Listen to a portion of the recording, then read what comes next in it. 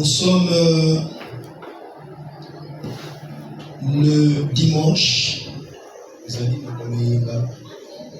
le 5 avril 2026. Ce matin, j'ai souhaité qu'on soit à l'école de la Bible.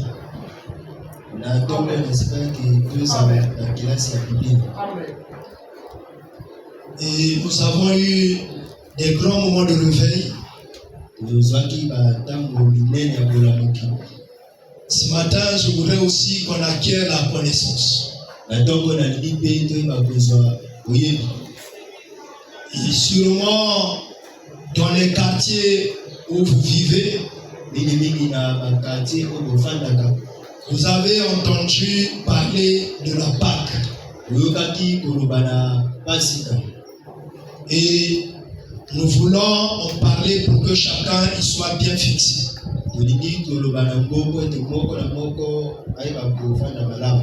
Le thème de ce matin est intitulé La Pâque. Le sujet, c'est une question. Quelle en est la vraie signification? Ou qu'est-ce que veut dire la Pâque? Bien-aimé, la Bible est la parole de Dieu.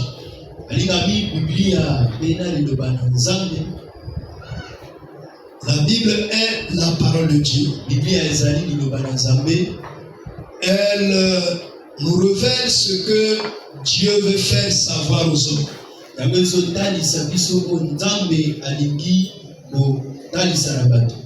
Elle permet aux personnes de marcher sur la voie que Dieu a tracée.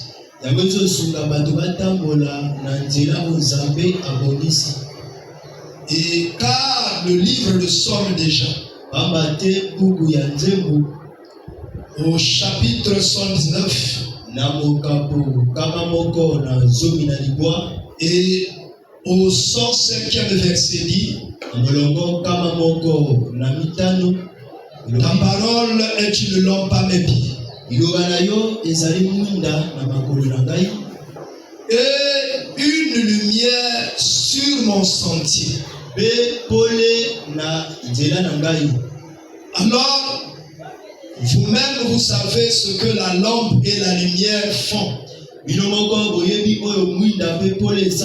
C'est de donner la nette perception à une personne pendant son déplacement. Même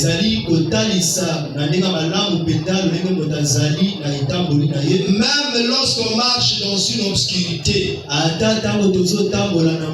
mais lorsque on a la lampe, on a la lumière, cela vous permet de percevoir distinctement chaque chose et de prendre la bonne décision, savoir là où il faut marquer le pas ou là où il ne faut pas poser le pied. Alors, la parole de Dieu qui est contenue dans la Bible fait ce travail-là. Parce que la Bible nous révèle que le monde entier est sous la domination du malin. Il y a même certaines versions qui disent que le monde entier est sous la puissance du malin. Notamment la version Louis II. Or que le malin, c'est celui qui utilise des moyens détournés. Et pour finalement vous mener à une chute. En croyant que vous êtes sur une bonne voie. Mais la finalité, c'est que vous allez vous rendre compte que vous étiez trompé. Et regardez comment lui-même il a fait pour causer la chute de l'homme. Il est venu voir Ève. Il a dit, est-ce que Dieu vous a autorisé de manger tout ce que vous trouvez dans le jardin? Déjà, il savait qu'il y a des choses que Dieu a dit aux enfants de Dieu de ne pas toucher. Mais lui, il vient poser la question comme quelqu'un qui ne savait pas. Et vous voyez ce que le diable fait? Il vient semer la confusion. Et si vous n'avez pas la clairvoyance, vous allez tomber dans son piège. Ève dira à Satan et que l'Éternel a autorisé que nous mangeons tout ce qui est ici, mais sauf le fruit de l'arbre qui est au milieu du champ. Et d'ailleurs, il nous a dit le jour que vous en mangerez, vous allez mourir. Et lui, il sème maintenant le doute dans le cœur de Ève. Il dit non. Vous n'en mourrez pas. Il vous a menti. Il ne veut pas que vous soyez intelligent comme lui. Il ne veut pas que vous viviez éternellement comme lui. Car le jour où vous en toucherez, vous deviendrez comme lui. Et vous ne mourrez plus jamais. Et d'ailleurs, c'est ça la manipulation du diable à travers la magie et le kabbalisme. Il séduit les serviteurs de Dieu en leur disant que si vous vous alliez à moi, il dit d'ailleurs Dieu n'est pas contre ces choses. Et la kabbale juive, c'est une affaire de la religion. Il n'y a que les moins initiés qui n'en ont pas découvert. Et si vous rentrez dans cela, et vous allez avoir une puissance, et beaucoup de foules viendront vers vous, et vous serez une renommée internationale. Et c'est ainsi que plusieurs personnes se sont données. Et maintenant, lorsqu'ils se sont engagés dans cette voie, et comme c'est une voie sans retour, parce que si tu renonces à cela, lui il risque de saccager totalement ta vie. Parce qu'en t'engageant dans cette voie, il t'a pris comme dans un piège. Il t'a pris dans une prison. Tu es devenu son prisonnier. Et il fait de toi ce qu'il veut. Il te manipule à sa guise. Et voilà pourquoi maintenant, lorsque tu as tellement avancé avec lui, il a soufflé le vent des faux miracles. Et il a envoyé une grande population dans l'église. Maintenant, il va tendre la main. Il dit, je veux un sacrifice. Et tu vas signer un contrat avec lui. Il y a des soeurs qui s'engagent à sacrifier 2 personnes chaque année dans l'église. Et il y a des soeurs qui sacrifient leurs propres enfants. Et il y a des soeurs qui sacrifient leurs femmes. Et ils ne peuvent même plus sortir de cet engrenage. Parce que le diable leur fait peur tous les jours. Le jour où vous en sortirez, je vous frapperai durement. Et surtout qu'à ce moment-là, tu n'as plus la protection de Dieu. Qui viendra à ton secours? Et tu seras obligé d'y demeurer. Et c'est comme ça que plusieurs hommes de Dieu demeurent sous l'engrenage et la manipulation de l'ennemi. Alors, la parole de Dieu, elle est une lampe, elle est une lumière qui nous évite de s'engager dans des voies pareilles. Elle nous met en garde déjà devant tous les dangers qui peuvent nous arriver si nous nous engageons dans telle démarche. Voilà pourquoi nous devons la consulter pour tous les sujets que nous entendons parler dans ce monde. Et aujourd'hui, consultant cette parole, pour ce qui concerne la Pâque, sûrement tu en as entendu dans la rue. On a parlé de la Pâque vaguement comme ça. Où tu es passé à côté d'une église où on célébrait la Pâque. Mais tu ne savais pas exactement qu'est-ce que ça veut dire. Maintenant, aujourd'hui, nous allons poser la question à la Bible. Dis-nous qu'est-ce que la Pâque. Alléluia. Amen. Alléluia. Amen. Alors, en faisant cet exercice, nous découvrons d'abord qu'il y a deux types de Pâques. Il y a une Pâque avec un seulement, et il y a une Pâque qu'on ajoute S à la fin. Et quelle est la signification de chacune d'elles? Nous allons commencer par la Pâque qui n'a pas de S à la fin. Vous avez écrit P à accent circonflexe QUE. Et c'est la Pâque juive. Qu'est-ce que cela veut dire? La Pâque juive est une fête qui permettait aux Juifs ou au peuple d'Israël de se rappeler de ce que Dieu les avait délivrés miraculeusement de la main de Pharaon et des Égyptiens. Parce que vous savez, par rapport à ce que le livre de Jacques nous a enseigné,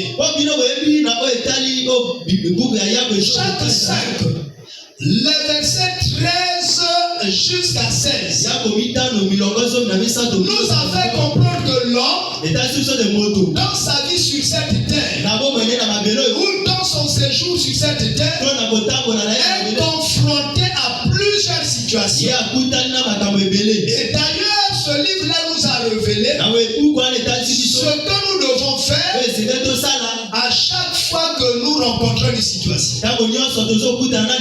Alors, les enfants d'Israël, un jour étaient confrontés à la situation selon laquelle une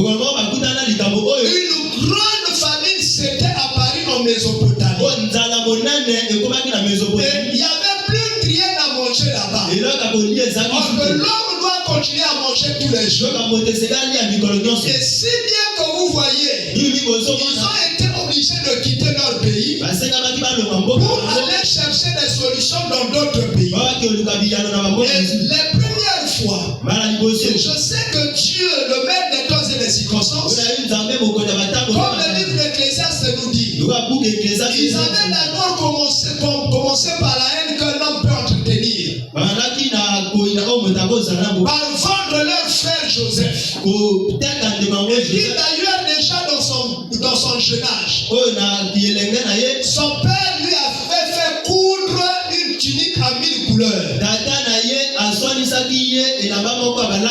Or que dans le temps, tout enfant qui portait une tunique à 1000 couleurs était un enfant qui était prédestiné à des grandes choses, à une autorité donnée. Donc les frères de Joseph lisaient déjà cela. Mais ajouter leur haine est montée de plus en plus. Lorsque Joseph a commencé à leur raconter les différents songes qu'il avait. D'abord le soleil, la lune et les étoiles qui s'étaient agenouillés devant lui. Or que le soleil c'est le Père, la lune c'est la mère et les étoiles ce sont les enfants. Donc le système solaire, la lune ne produit pas de lumière. Bien que la lune, vous voyez que la lune donne la lumière. La lumière vient du soleil. Ce qui se fait c'est quoi? Lorsque le soleil est en train de faire son cheminement, et à un moment il arrive derrière la lune, il envoie les rayons à la lune. Et à ce moment-là, comme le soleil n'est plus positionné vers votre pays, la nuit va tomber. Comme sa lumière frappe la lune, l'éclairage qui passe par la lune viendra sur la terre. Et vous verrez qu'il y a une lumière qui vient de la lune. soleil. La nuit ne produit pas de lumière. Et vous voyez, c'est la même opération. Une femme ne donne pas d'enfant. Une femme reçoit les enfants de son mari. Et ensuite, elle les envoie sur terre. Alléluia. Amen. Vous comprenez que Dieu est tellement magnifique dans ses opérations. Or que le mari, c'est Dieu lui-même, Christ. Et la femme, c'est l'église. Et l'église ne produit pas de puissance. L'église ne produit pas de miracle. L'église ne produit aucune gloire. C'est le mari l'époux véritable. Christ le Très-Haut qui produit les miracles, qui produit la grâce, qui produit la puissance. Et l'on voit à l'église. Et l'église est son instrument. Et l'église produit des miracles que toi et moi nous voyons sur la terre. Est-ce que vous voyez la parole de Dieu? Est-ce que vous voyez Dieu parler? Bénissons Dieu au nom de Jésus. Bien-aimés dans le Seigneur, ils étaient obligés de vendre leurs frères. Pourquoi? À cause de son avenir. Mon ami, on ne combat pas quelqu'un qui n'a pas une valeur. On ne combat jamais la médiocrité. Si quelqu'un est médiocre, vous n'avez rien à faire avec lui. Mais si quelqu'un a une valeur, il est toujours combattu. Mon ami, si tu es combattu dans ta famille, dans ta maison, par le monde des ténèbres, c'est que tu as une chose qui est en toi que tu ne connais pas. Quand tu n'as pas encore découvert, tu es comme un aveugle. Tu possèdes le long, mais tu ne vois pas l'eau. Alléluia. Qu'est-ce qui suscite les guerres aujourd'hui dans le monde? Ce sont les richesses que les uns et les autres produisent. Ou encore en sous leur sous-sol. Eux-mêmes ne sont pas capables d'extirper cela. Et d'autres personnes veulent utiliser les mêmes richesses pour faire fonctionner leur économie. À ce moment-là, ils sont obligés de les combattre. Et voilà pourquoi Joseph a été vendu par ses frères. Parce que c'était un fils de la promesse. Si tu es fille de la promesse, si tu es fils de la promesse, tu auras des combats dans ta vie. Ne te plains pas si tu as des combats dans ta vie. Ces combats-là sont une révélation. Demande que tu n'es pas n'importe qui. Demande que tu es un fils de Dieu. Que tu es une fille de Dieu avec une dotation particulière. Peut-être jusque-là, tu n'as pas encore pu découvrir ces dotations. Ou encore, tu n'as pas encore manifesté cela. Le malin, lui, il voit plus loin que toi. Et voilà pourquoi il commence par te combattre pour détruire cela. Alléluia. Amen.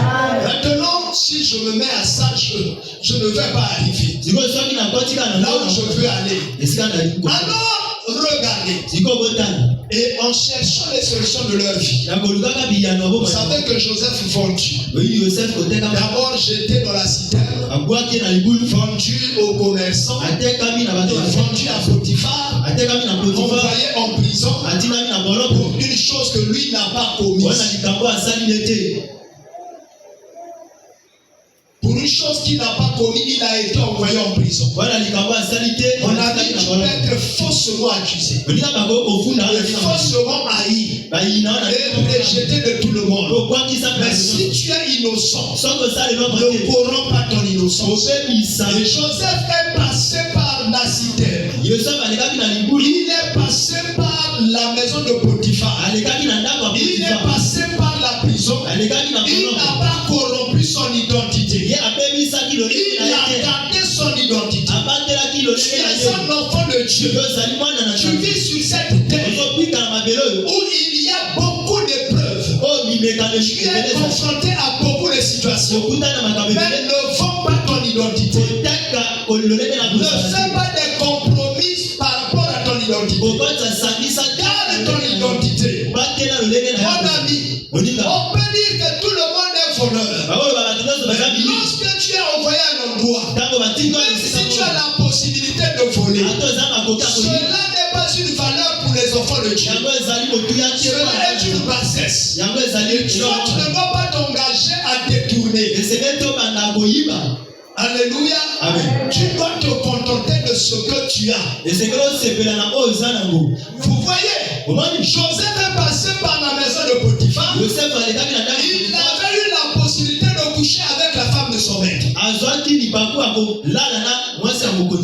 a dit non à la femme de son maître. Il a gardé sa place. Même lorsqu'il a été forcément condamné, il est envoyé en prison. Il n'a pas voulu expliquer aux gens de la prison que voici le motif que moi j'ai. On m'a accusé faussement. Il a gardé son calme. Mais dans son calme, Dieu a commencé à lui parler. Ce que je veux te dire, les circonstances que tu vis dans ta vie sont des moyens qui concourent pour révéler et manifester ton identité. Donc tu dois garder ton calme. Ne t'agite pas. Ne commence pas à faire des revendications. Ne commence pas des commentaires de gauche à droite. Tu vas révéler à quelqu'un d'autre le secret de ta vie. Et il s'opposera à toi et empêchera ta bénédiction. Alléluia. Alléluia. Garde seulement ta place. Garde ton calme. Et communique avec l'Éternel. Celui qui t'a positionné. Est-ce que vous le croyez? Amen. Oh mon ami. Et Joseph, en gardant sa position, Dieu l'a fait arriver jusqu'à la cour de Pharaon. Quelles que soient les épreuves auxquelles tu es confronté, les qualités que Dieu a mis en toi finiront toujours par se manifester. Il a fini par expliquer à Pharaon le songe que personne d'autre n'a pu expliquer. Mais Dieu, pour l'emmener jusqu'à la cour de Pharaon, a commencé à travailler avec lui, ou a poursuivi le travail avec lui pendant qu'il était en prison.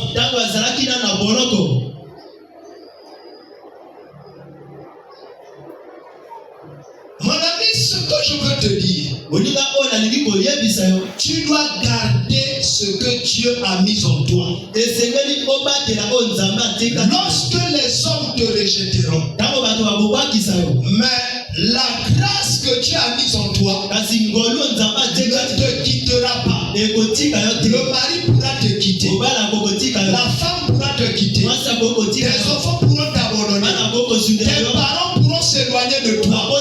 Mais ce que Dieu a mis en toi, tant que tu demeureras fidèle à Dieu, Dieu ne renoncera pas à cela. Et cela finira toujours par se retentir et faire des échos. Le don qui était en Joseph a parlé. Et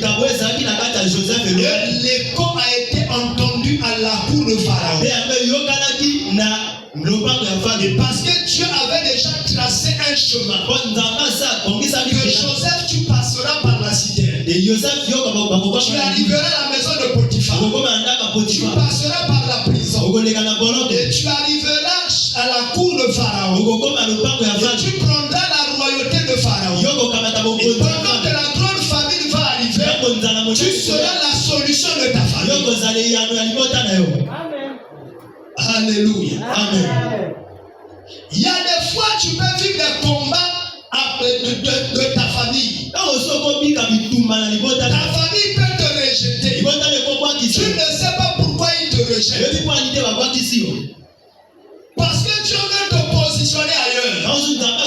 Parce que si tu restes sous l'autorité de ta famille, cette valeur-là ne se manifestera pas.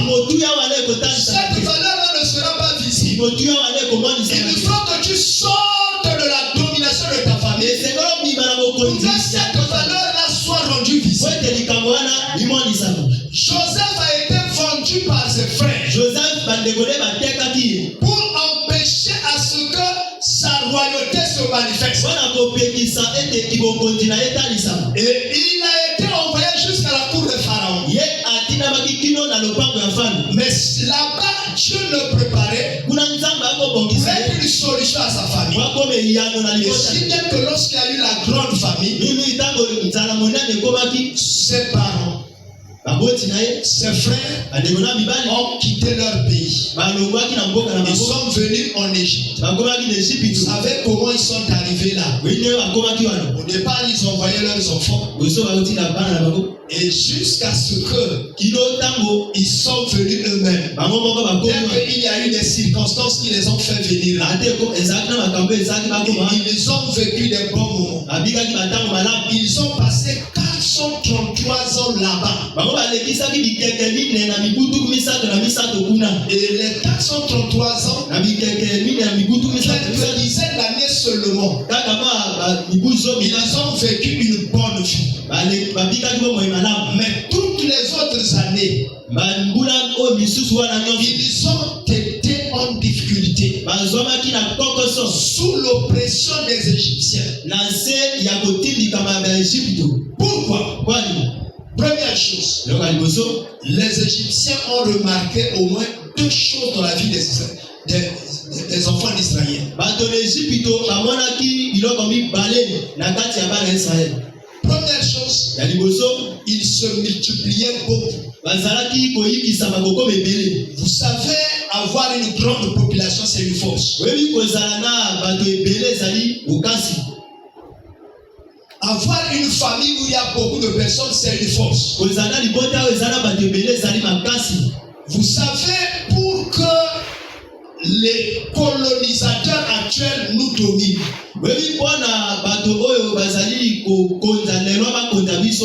c'est-à-dire, vous savez, le monde est organisé d'une manière bizarre. Il y a des choses qu'on ne vous dit pas. La première chose pour qu'on domine une nation, vous allez commencer d'abord par détruire la structure familiale de cette nation. Vous voyez, dans nos familles d'antan, et on ne parlait pas de oncle paternel. On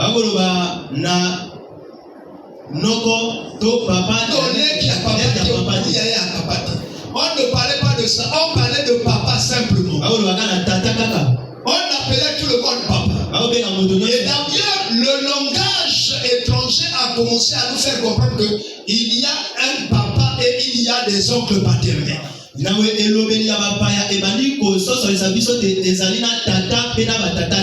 la maman et il y a les tantes maternelles. Cela a commencé déjà par détruire le tissu familial. Et vous ne comprenez peut-être pas. Vous savez, rien que ces appellations-là ont une puissance par détruire le tissu familial. Parce que le tissu familial est la première force d'une nation. Si une nation est composée de familles bien soudées, des familles qui se pardonnent, des familles qui se soutiennent, ça veut dire que comment je pourrais dire, le même comportement qui conduit ces familles-là sera le même comportement qui va conduire les villes. Le même comportement qui conduit les villes, ce sont les mêmes comportements qui vont conduire les départements. Et ce même comportement qui conduit les départements sera le même comportement qui va conduire le pays. Maintenant, je vais vous expliquer. Regardez si dans nos familles, il y a de la solidarité. Tout le monde court à la rescousse de l'autre. On ne veut pas laisser quelqu'un de côté. On soutient tout le monde. Ce qui va arriver, qu'on va soutenir toutes les personnes de la vie. Et personne ne va être abandonné. Et ce qui va arriver, le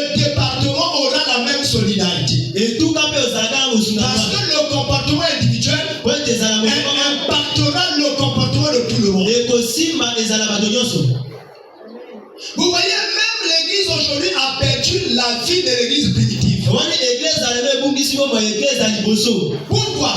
À cause du modernisme. Parce que chacun se dit, chacun pour soi, Dieu pour tous. Alors, ce qui arrive, c'est que même lorsque nous sommes à l'église, nous avons une soeur qui est éprouvée, ou un frère qui est éprouvé. Chacun court à son intérêt et ne vient pas soutenir l'intérêt de l'autre. Et la destruction de la famille va détruire même les quartiers, influence le comportement des communes, influence le comportement des villes, influence le comportement des nations. Et si bien que vous voyez, même celui à qui on a confié, je ne sais pas, une autorité quelconque, et il va d'abord travailler pour lui-même. Vous allez voir un comportement qui se manifeste depuis quelques décennies. Dès que quelqu'un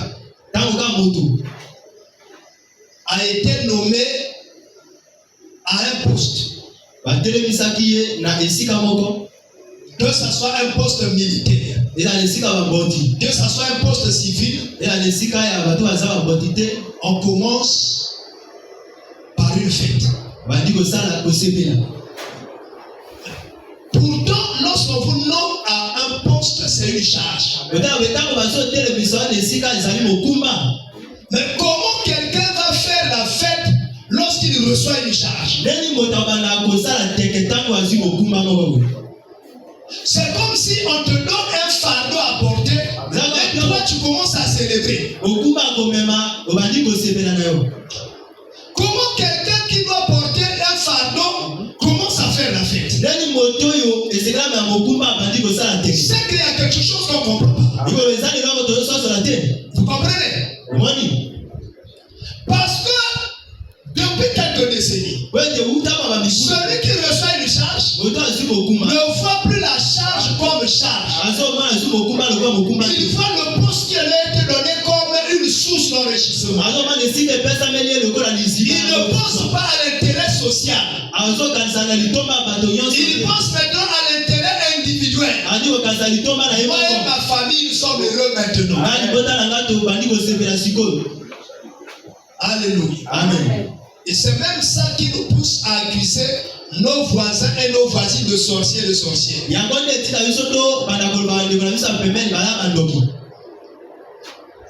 C'est ce tissu social qui est déchiré.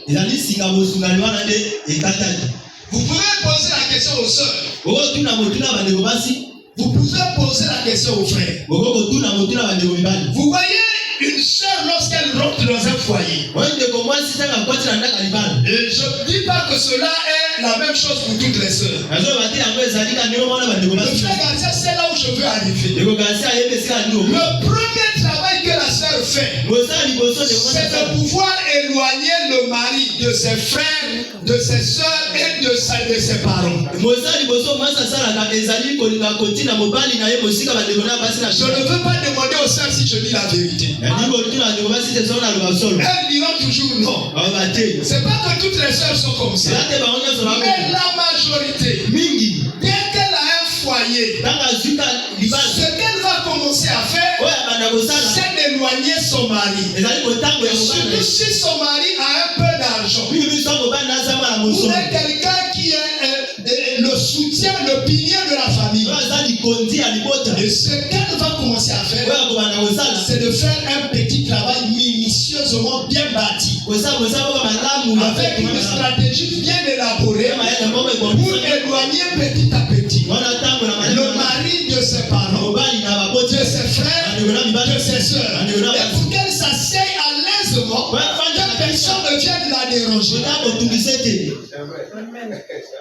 Parce que c'est son domaine de compétence. Je ne dis pas que cela est la même chose pour tout le monde. Vous voyez cette destruction division de la famille a un impact même sur l'église, a un impact sur la société, a un impact sur le quartier, a un impact sur l'environnement. Vous voyez, c'est comme ça que les Égyptiens, voyant la manière dont Israël se multipliait, ils ont dit non, trouvons un moyen de diminuer les enfants d'Israël.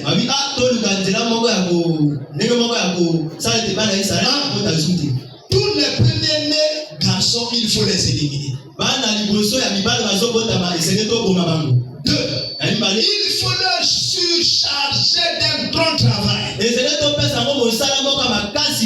Comme ça, ils n'auront pas le temps de se multiplier. Je vais te révéler la même chose dans l'administration. Aujourd'hui, le monde occidental parle de la performance. Qu'est-ce que ça veut dire la performance? La performance veut dire faire toujours de mieux en mieux chaque jour. Sans se reposer. De l'heure en heure, il faut faire que ça soit de plus en plus meilleur. Vous allez voir que tous nous sommes rentrés dans cette logique. Quelle est la première conséquence? Nombre de femmes ne veulent plus porter de grossesse. Et avant, les femmes faisaient 10 enfants, 8 enfants, 7 enfants. Aujourd'hui, il est rare de voir une femme qui fait 5 enfants. Et il y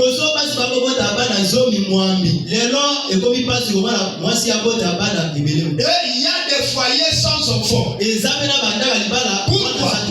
Parce que le mari quitte la maison le matin, revient le soir. La femme quitte aussi le matin, revient le soir. Et personne ne veut quoi que ce soit.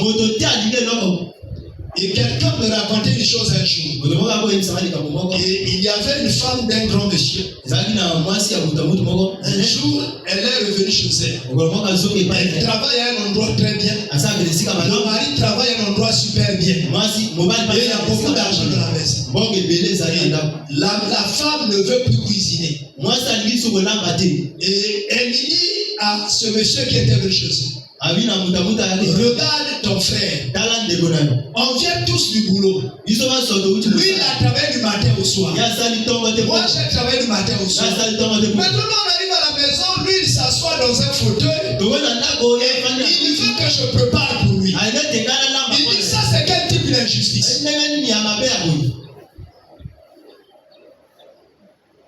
Et d'ailleurs, c'est ça que les Français sont en train de demander. Une femme nègre a présenté une loi en France qu'il ne devait plus avoir d'obligation dans un foyer. Et on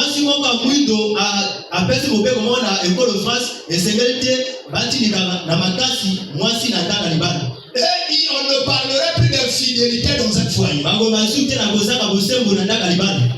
C'est fini. La famille est détruite. À ce moment, il n'y a plus de famille. Il n'y a plus obligation, il n'y a plus droit. Chacun fait comme il veut. Même un terrain de football a un arbitre pour l'ordre. Mais ce que l'on veut maintenant, que le foyer n'ait plus de l'ordre. Chacun fait comme il veut. Et la femme que je parlais tantôt a dit à ce monsieur-là: si c'est comme ça, dis à ton frère d'aller trouver une petite dans la rue. Et comme ça, cette petite-là préparera pour lui. Moi, je suis fatigué de ça. Il veut toujours continuer à préparer pour lui. Où est la famille? La famille est partie. Alors donc, je ne voudrais pas rester là. Parce que nous sommes en train de parler là-bas. Et 433 ans écoulés, Israël a commencé à souffrir. A continué à souffrir. Mais Dieu, qui se rappelle toujours son peuple, a délivré Israël. Et cette délivrance-là, qui a permis à Israël de sortir de l'Égypte, par l'intervention puissante de Dieu, à travers Moïse, et son serviteur Aaron. Et c'est ça ce qu'on appelle la Pâque. Cette Pâque qui n'a pas le S. Donc la Pâque juive est une fête qui permettait aux Juifs de se rappeler de ce que Dieu les avait miraculeusement délivrés de la main des Égyptiens. Vous lirez cela dans Exode chapitre 13. Les versets 3 et 14. Je ne veux pas lire ça. Cette fête, nous la trouvons dans l'Ancien Testament. Et la Bible dit que l'Ancien Testament est l'ombre des choses à venir. Cela se trouve dans Hébreux chapitre 10.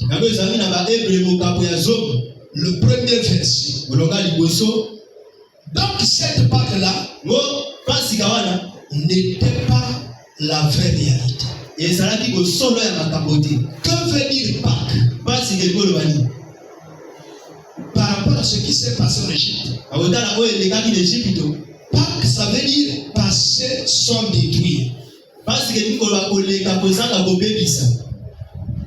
Vous voyez? Dieu, il a donné des consignes à Moïse. De dire aux enfants d'Israël ce qu'ils devaient faire.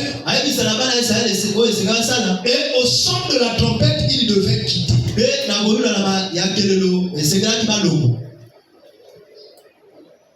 Et lui, lorsqu'il passerait pour frapper les maisons des Égyptiens,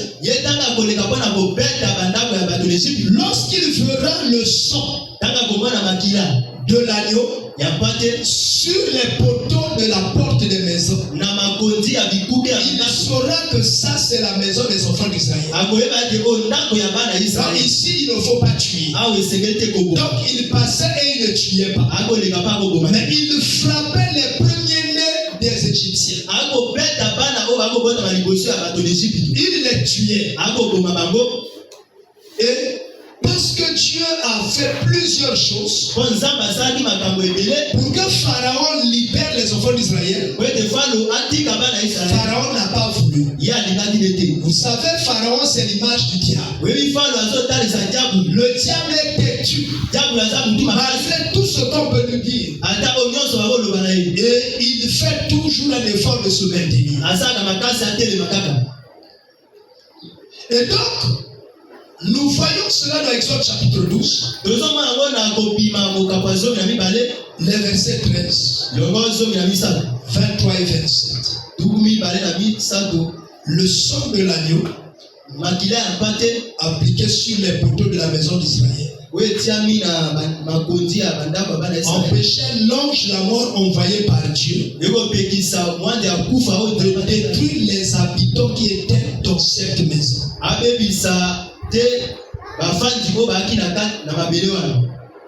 On parle du sang de l'agneau. L'agneau, c'est Jésus-Christ. Qui dans le temps était symbolisé par un agneau. Et la maison, c'est le chrétien. Éphésiens 2, verset 22. Ne savez-vous pas que vous êtes le temple de Dieu en esprit? La Pâque juive s'appelait aussi la fête des pains sans levain. Le pain encore c'est Jésus-Christ. Jean chapitre 6, les versets 32 et 35. Il révèle que Christ est le pain. Et le levain c'est le péché. Mais Christ est un agneau sans péché. Voilà pourquoi on dit qu'il est le pain sans levain. Vous voyez? Alors, Christ est le véritable pain sans levain. Alors, nous allons maintenant voir comment on célébrait la Pâque en Égypte avant de quitter.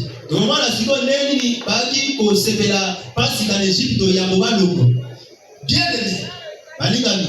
Et pour dire comment la Pâque était célébrée là-bas, depuis l'Égypte jusqu'à ce qu'ils soient arrivés au pays de Canaan, vous pouvez vous appuyer sur Exode chapitre 12. Je voudrais que vous preniez du verset 1 à 11. Et dans ce groupe de versets, il y a d'autres versets qui ne concernent pas la manière dont célébrer la Pâque. Mais je souhaite que vous lisez tout cela. Au premier verset, c'est-à-dire Hébreu, Exode 12, le verset 1, la Bible nous parle de Moïse. Quand vous veut dire Moïse, mais Moïse veut dire celui qui est tiré des eaux. Maintenant, que veut dire les eaux? Selon Apocalypse chapitre 17, le verset 15, les eaux c'est le monde. Parce que vous voulez attacher les eaux avec la parole. Or, la parole c'est l'eau de la vie. Or que les eaux c'est le monde. Moïse est tiré du monde. C'est lui le serviteur de Dieu. C'est lui le missionnaire désigné par Dieu. N'allez pas chercher qu'un missionnaire de Dieu soit un ange de l'Éternel. Il a un ange de l'Éternel parce qu'il a l'esprit de l'Éternel. Vous savez, je suis debout là, mon ami de cet esprit est à côté de moi. Je le vois, mais vous ne le voyez pas. Il est juste là à ma droite. Et c'est lui qui me soutient dans l'œuvre de Dieu. Alléluia. Amen. Oh. Tu as ce même aspect ami avec toi, mais tu l'ignores. Il est toujours avec toi, il va avec toi partout. Tu es comme Jacob. Il dormait là où Dieu était. Mais il ignorait que Dieu était là. Lorsque Dieu a ouvert les yeux, il a dit, oh, tu étais là. Et Dieu a dit, oui, j'étais là. Je ne t'abandonnerai pas. Je suis avec toi partout où tu iras. Alléluia. Dis avec moi, Dieu est avec moi. Dis avec moi, Dieu est assis dans la même chaise que moi. Ah, d'autres personnes diront que ça c'est un blasphème. Comment le type peut dire que Dieu s'assoit à la même chaise que lui? Alléluia. Amen. Oh, Dieu, au départ, il opérait comme père. Il se manifestait par une colonne. Comme vous voyez là-bas au ciel. Il se manifestait par une nuée. Comme vous voyez là-bas très haut. Qui conduisait Israël. Après un moment, il s'est manifesté comme fils. Il est venu en chair et en os. Il a travaillé parmi les hommes.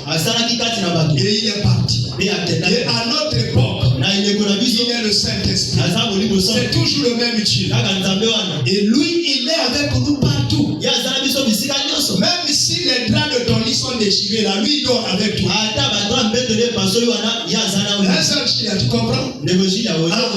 Donc, ne soyez pas complexés. Ne pas dire, mais même la maison qui est sans ciment, là, Dieu est là dedans. Oui, il est là. Même dans une paillote, il est là. Il est avec toi. Dieu n'est pas absent de ta vie. Ta maladie ne dit pas que Dieu est absent. Il est là. Est-ce que vous le croyez? Alors, Moïse, le serviteur de Dieu, c'est un homme qui vient d'un peuple. N'allez pas chercher un serviteur de Dieu extraordinaire. À notre époque, les gens ne croient qu'aux étrangers. Ils disent, Garcia là, c'est l'enfant d'un tel. Je connais son père, je parle avec son père. Dans leur famille, il n'y avait pas la tradition du service de l'Éternel. Et comment lui est devenu serviteur de l'Éternel? On dit, oh, Arnaud là, c'est le fils qui habitait là à la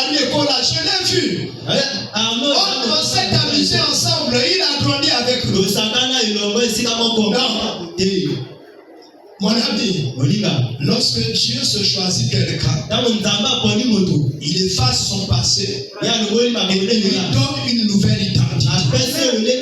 Même si tu continues à le revendiquer par rapport à son passé, il n'est plus ce qu'il était. La Bible dit dans 2 Corinthiens chapitre 5 le verset 17, si quelqu'un est en Christ, il est une nouvelle créature. Les choses anciennes sont passées et toutes choses sont devenues nouvelles. Il y a des fois tu commences à prier, les gens te rappellent ton passé. Tu étais chanvreur, tu consommais les drogues, tu étais une femme impudique. Je sais que tu avais fait ceci ou cela, tu avais avorté. Ça c'était ton passé. Dieu ne te condamnera jamais à cause de ton passé. Dieu te donne une nouvelle vie. C'est à partir de cette nouvelle vie qu'il commencera à te juger. Alléluia. Amen. Voilà pourquoi dès maintenant, chacun doit sanctifier sa vie. Alléluia. Amen. Et je disais, je parlais encore de Moïse. C'est celui qui a tiré les eaux. Et Josué son serviteur. Et je voulais d'abord parler de Aaron. Parce que Moïse disait à Dieu que je ne peux pas aller faire le boulot. Parce que moi-même j'ai des faiblesses. Je parle difficilement.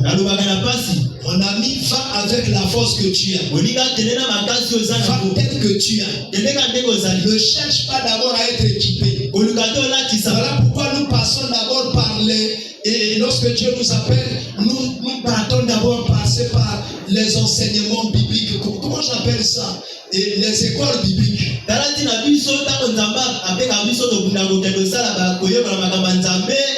Parfois les écoles bibliques nous déforment. Parce que c'est la doctrine et l'idéologie de celui qui vous enseigne. Donc va avec l'appel que Dieu t'a donné. Va tel que tu es. Dieu va t'équiper. Lorsque Moïse a dit que lui n'était pas capable, Dieu lui a dit je te donne un interprète. Aaron. Maintenant imaginez si Moïse est le prophète. Qui est Aaron? Aaron est le Saint-Esprit. Celui qui rend audible la voix de Moïse. Celui qui rend capable la transformation des enfants de Dieu. Vous voyez ça?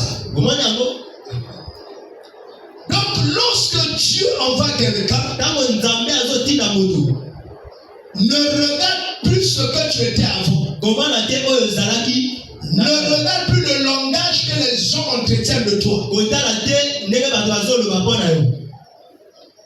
Que vous soyez femme ou homme, allez tel que vous êtes. Travaillez tel que vous êtes. Au fur et à mesure que vous travaillez, Dieu lui-même il vous perfectionne. Lui-même il vous équipe. Il ne peut pas vous ajouter tout au même moment. Sinon vous allez mourir à cause de la puissance de l'onction. Alléluia. Amen. Vous allez voir à l'école, on apprend petit à petit les choses. On commence par les bâtonnets, on vient par des lettres, on écrit des mots, on écrit des phrases, et un jour tu fais la dictée. Et un jour tu passes à l'université, on n'écrit plus au tableau, on dicte seulement. On ne construit plus les leçons comme au collège. On explique que toi-même tu vas faire des recherches. Parce que lorsque tu grandis, et à chaque fois correspond à un niveau de nourriture. Alléluia. Amen. Alléluia. Amen. Si on donne l'alimentation, un vieux monsieur a un bébé, le bébé va mourir.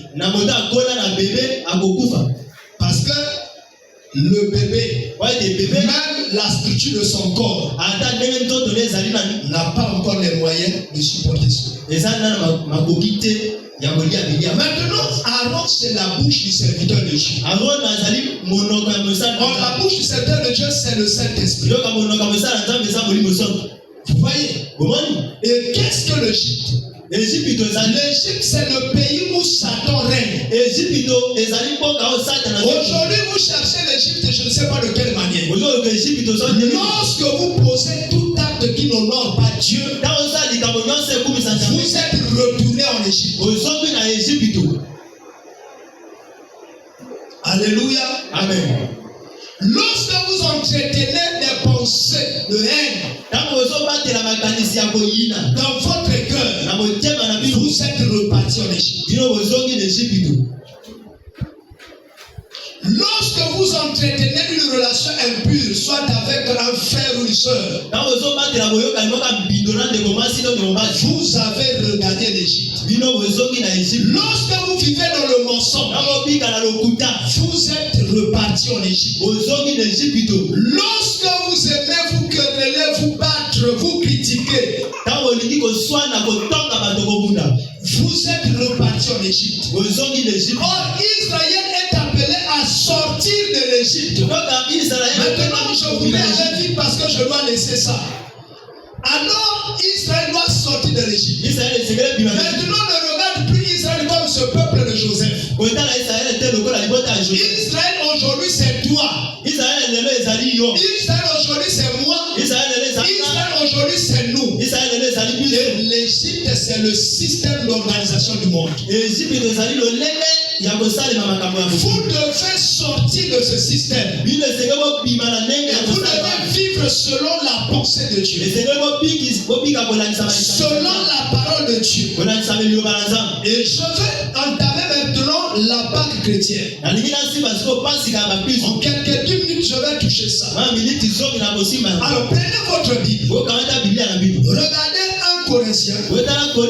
Cette fois-ci, je vais quand même lire. Le chapitre 11. Je t'attends ouvrir ta Bible. Ayez toujours l'habitude d'avoir vos Bibles. Les versets 24 à 26. 1 Corinthiens, chapitre 11, 24 à 26. Et après avoir rendu grâce,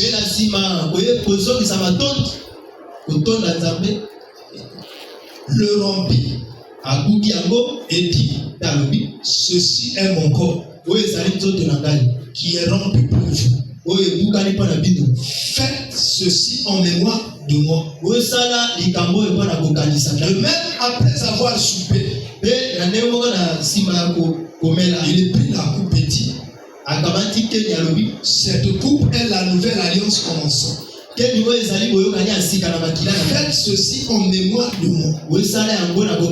Toutes les fois que vous en boirez, car toutes les fois que vous mangez ce pain et que vous buvez cette coupe, vous annoncez la mort du Seigneur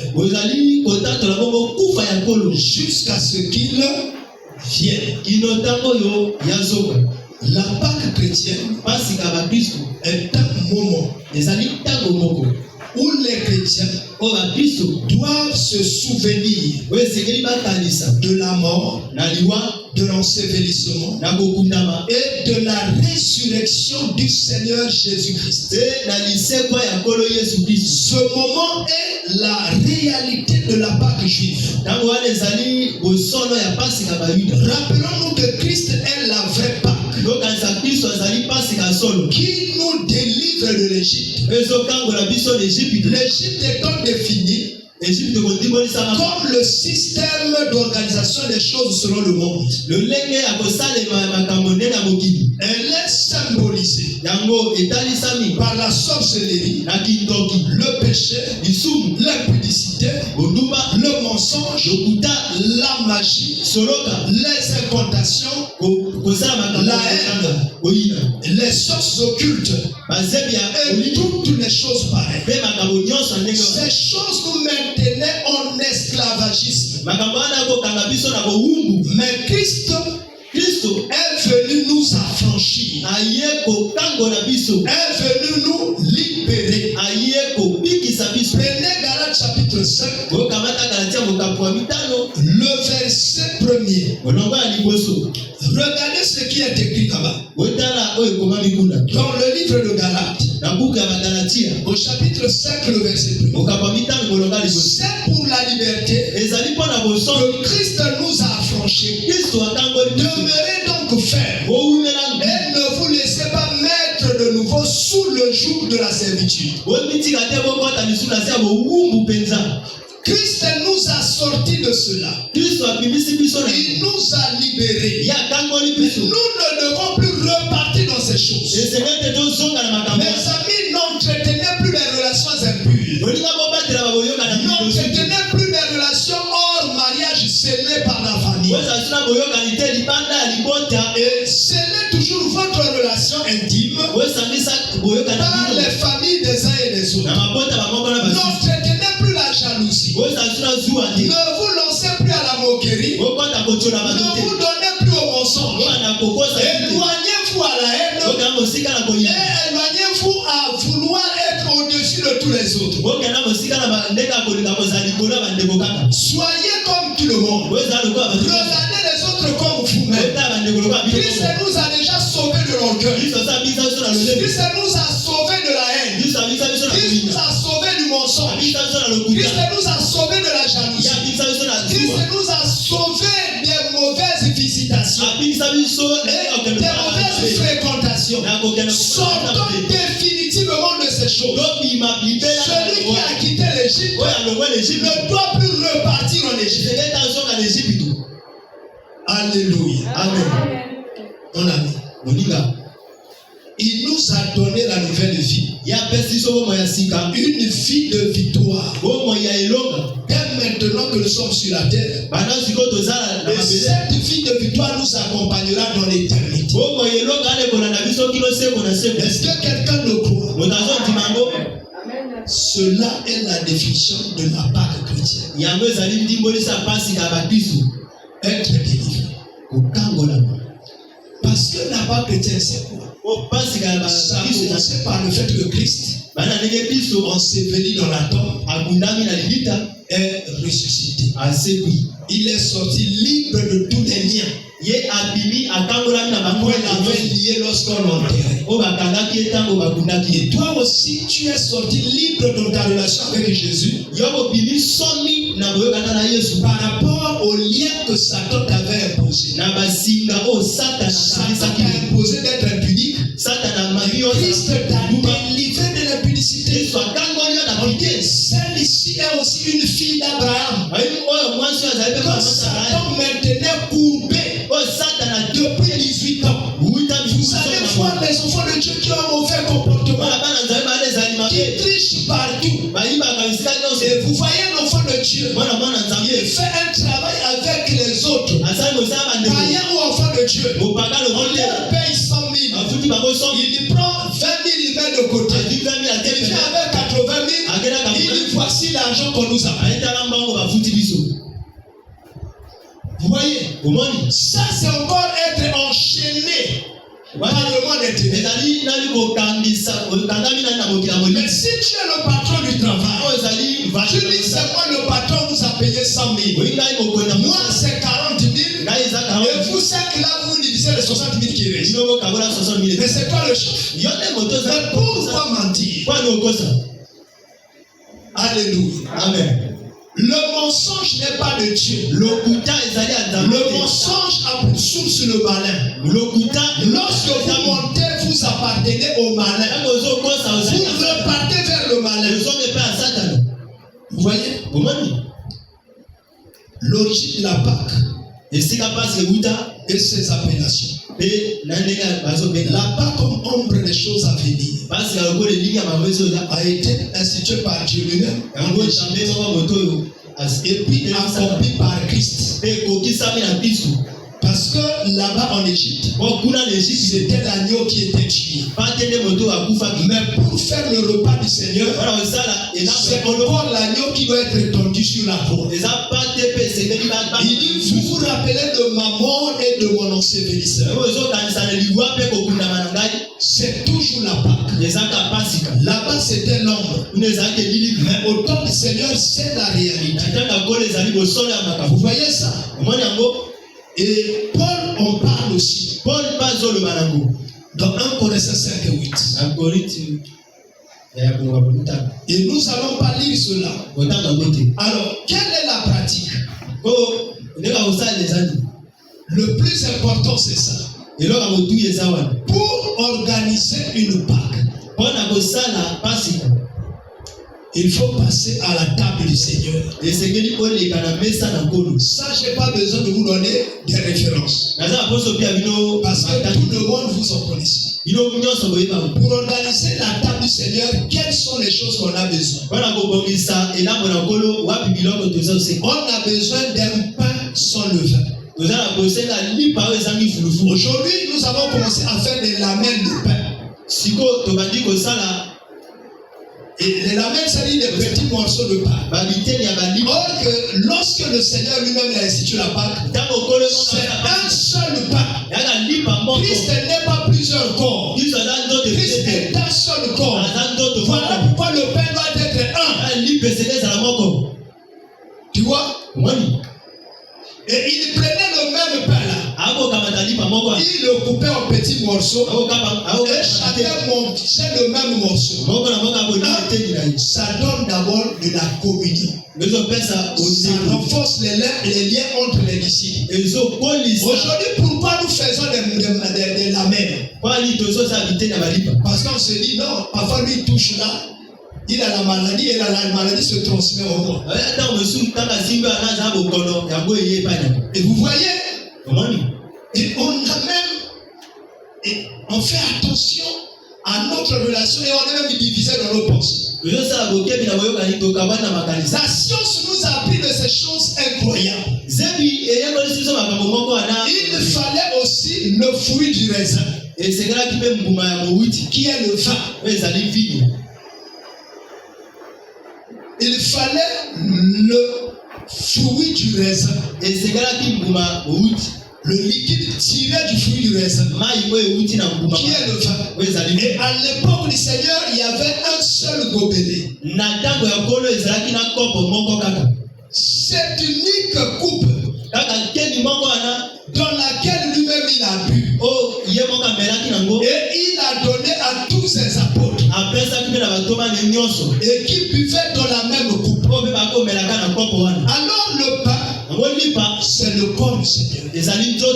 Lorsque nous mangeons ce pain-là, nous rappelons du sacrifice que le Seigneur a consenti. Son corps avait été brisé pour nos péchés. Il nous a libérés de tout péché. Ces moments-là sont importants pour que nous rappelons du sacrifice du Seigneur. De la souffrance qu'il a endurée pour nous libérer. Des peines qu'il a endurées pour nous libérer. Nous avons été acquis par un prix inestimable. Le prix du sacrifice de l'agneau. Est-ce que nous devons encore repartir dans le monde? Si le Seigneur nous a sauvés de cette manière, en sacrifiant sa propre vie, si nous repartons dans le monde, nous remettons Christ sur la croix, nous faisons encore ce qui est mauvais. Nous devons sortir de ces pratiques qui nous emmènent à repartir dans le monde. Chacun doit prendre la décision de remettre tout en ordre. Et le vin, le fruit du raisin, symbolisait le sang de Jésus. Le sang qui a été versé pour nous laver de toute condamnation. Tu n'es plus condamné. Que personne ne te condamne plus. Moi, ça m'étonne qu'aujourd'hui tu continues à aller chez les charlatans qui prophétisent sur toi. Oh non, tu es condamné par le sang de tes ancêtres. Le sang de Jésus avait déjà effacé le sang de tes ancêtres.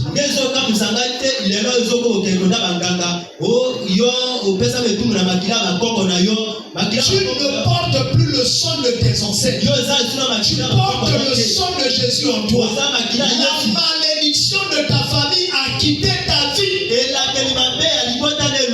Tu ne vis plus sous la malédiction de ta famille.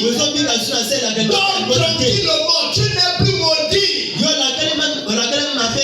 Aucun prophète ne te rappelle cela, ne te condamne.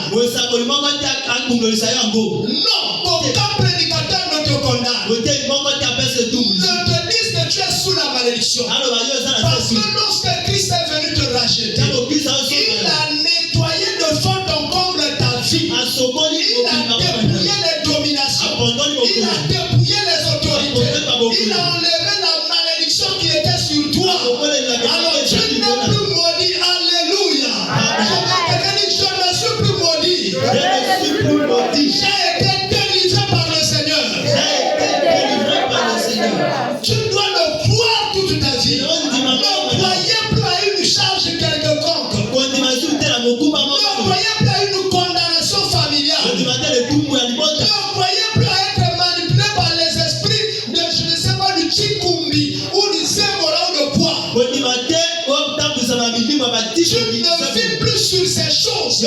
Qui t'a dit cela que tu vis dans ça? La Bible dit, il a détruit les autorités. Il a détruit les principautés. Il a détruit les dominations. Il a détruit les choses. Donc tu n'es plus lié. Tu n'es plus dominé. Tu ne vis plus sous la malédiction. Tu es affranchi. Le sang de Jésus a payé le prix de ce rachat. Le sang de Jésus t'a libéré de la malédiction. Le sang de Jésus t'a libéré de la mort familiale. Le sang de Jésus t'a libéré de la stérilité de la famille. Le sang de Jésus t'a libéré de la pauvreté de la famille. Le sang de Jésus t'a libéré des échecs de la famille. Le sang de Jésus t'a libéré de l'insomnie de la famille. Tu ne vis plus de la transition. Oh, de la maladie du sommeil. Même si tout le monde de ta famille avait la maladie du sommeil, toi tu n'en auras plus. Parce que par le sang de Jésus, il a fait de toi une nouvelle personne. Alléluia. 1 Pierre chapitre 2, le verset 24. La Bible dit, par ses maîtrisures, nous avons été guéris. Par ses maîtrisures, il a dépouillé les autorités. Par ses maîtrisures, il a dépouillé les dominations. Par ses maîtrisures, il a dépouillé les condamnations. Alléluia. On va se lever. L'attaque, c'est ça. Délivré, libéré, appelé à vivre dans la joie, appelé à vivre dans la gloire, appelé à vivre dans la puissance. Quand l'enfant de Dieu se lève maintenant, oh la Pâque. Jésus sorti de la tombe, il a vaincu la mort, il a vaincu les autorités, il a vaincu les principautés, il a vaincu les divinations, il a vaincu les esprits méchants dans les lieux arides. Il a coupé les chaînes qui nous liaient. Il a brisé l'échec de notre vie. Je ne jouerai plus parce que j'ai reçu la gloire par Jésus. J'ai été arrosé de bénédiction. Est-ce que quelqu'un croit à cela?